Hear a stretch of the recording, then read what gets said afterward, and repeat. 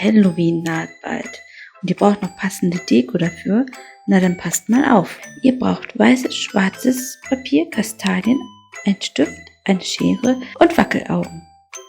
Wenn ihr keine Wackelaugen habt, dann könnt ihr auch selber welche zeichnen. Jetzt nehmt ihr euch das schwarze Papier und malt Fledermausflügel und Spinnenbeine auf dem schwarzen Papier. Jetzt malt ihr auf dem weißen Papier Zähne. Klebt jetzt die Fledermausflügel, die Spinnenbeine, die Augen und die Zähne dran. Jetzt brauchen eure Fledermäuse noch Ohren.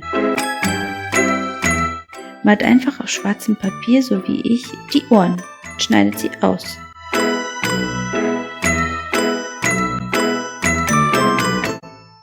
Und fertig ist eure schaurig schöne Halloween Deko.